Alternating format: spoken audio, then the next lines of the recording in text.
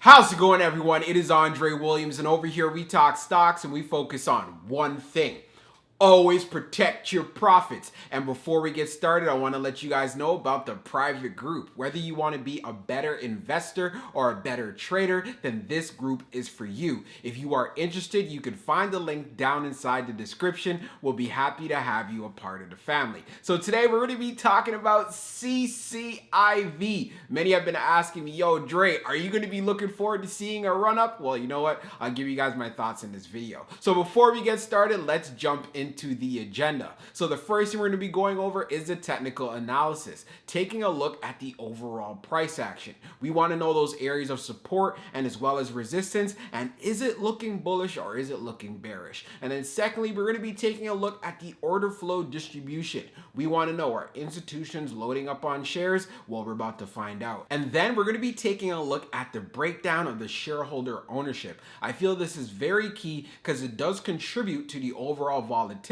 that you can see in CCIV stock. And then when all of that is done, I'll be giving you guys my final thoughts and as well as some more key details. So let's jump into it. We're going to be doing a technical analysis for CCIV. Let's see how it performed on Friday. So it ended up closing at $25.55, being up 2.36%.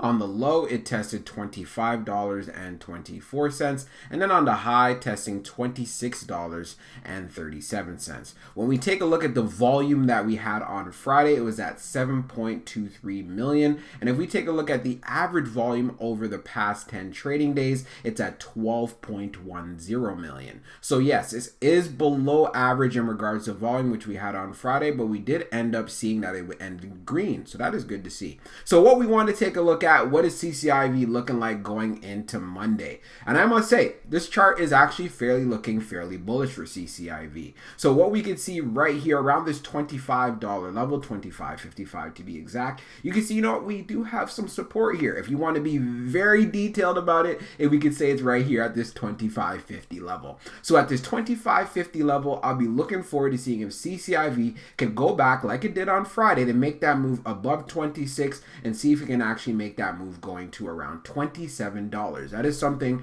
to look forward to going into next week or just going into Monday. So as we take a look, if it does decide to pull back, we saw it pull back to 25.24, and of course we see, hey, there's support here. It's been there. It's been comfortable in this particular area. So I'd want to see if I was going to be getting into a position as far as for like an option and I want to do like a quick scalp, then I'll be looking for it to actually touch somewhere in the 24s. I know what you're saying, Dre, like that's a big time pullback. Yes, I know it doesn't have to be at like 24.50 or anything, but I would want to get in just under 25, or you know what, I would take if it's closer to just being like $25 on the nose. It did finish green, so I will be looking to do that if it has that pullback. Just my personal strategy here. But for the most part, what it looks like, and we do have the merger that's coming up. They announced, hey, when the business combination is going to be completed. So I'm looking forward to actually seeing a bullish uptrend. And I'd be shocked if it does decide to pull back. But of course, this is also going to be dependent on the market conditions. If the market conditions are not going to be the greatest, then of course CCIV will pull back. But if things continue to look bullish, then we can look forward to seeing a strong move, and I could definitely see it with increased volume being able to get past this 26.37 where it got to on Friday. Now let's take a look at the order flow distribution for CCIV. So we can see here on the inflow we have 38, and on the outflow we have 33. So we have 0 on the large for both, we have 27 on the medium, and we have 22 on the medium for outflow. And for small, we have 11, and on the outflow, we have 10.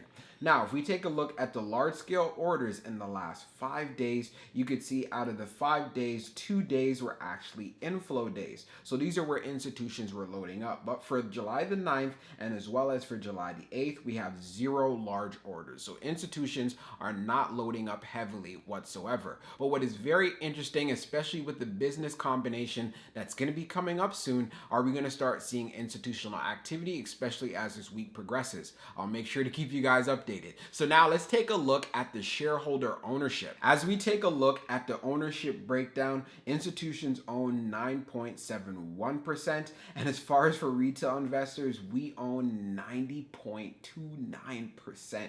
When we see how the industry performed on the Friday, we could see it was up 1.30%, and also in the financials, it was up 2.63%. Like I say, rising tides float all boats. This is something I want to make sure that you guys are aware of. But taking everything that we just gathered from the order flow and as well as what we see from the ownership, this is the reason why we have a lot of volatility in CCIV stock. Anyone that is looking to go long, I would personally wait until after the merger. See if it does decide to pull back. But you know what? We'll talk about that even further. Let's jump into the final thoughts. So for my final thoughts for CCIV stock, I think it's definitely going to be an interesting week coming up. And part of the reasons being is we have the business combination that's going to be completed on July the 23rd. And we know when it comes to these SPACs, there's going to be a lot of volatility. So there's two things that can happen here. We can end up having to run up for this week because it is looking bullish when we took a look at the technicals, but we can also have a big time sell-off even days before the actual combination is done or even after the combination is done. So I want you guys to be aware of this and understand this. This is part of the reasons if you're thinking to go long on CCIV, I would wait until after the business combination is done when it's trading under the ticker. I think it's LCID. You guys can actually correct me inside the comments if I'm wrong about that. And now, when I went on Fintel to take a look at the short interest, it is around 22%.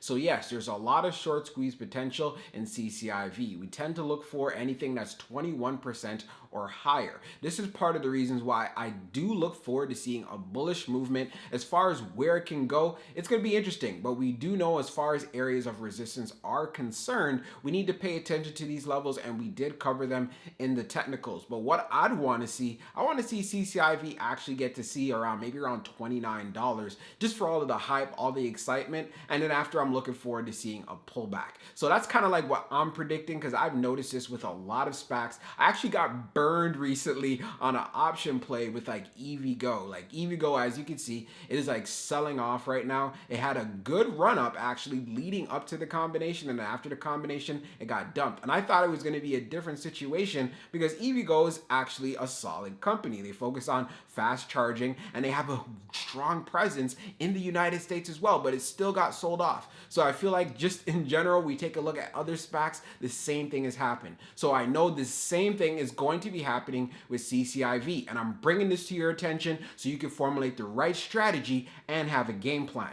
When we took a look at the order flow and also taking a look at the shareholder breakdown, retail investors pretty much own the majority of it, like just over 90%. So taking this into consideration, many are going to be in this play focusing on swing trades. We're also going to have day traders that want to take advantage of this opportunity, this trend that we usually get in regards to price action. So this is why I want you to understand and know that it's going to be a very risky 2 weeks leading up to the combination and even afterwards. So just make sure you have a game plan. I care about you guys. I want to see you being successful in the stock market. So we'll be talking real soon, and I hope you guys enjoyed this video.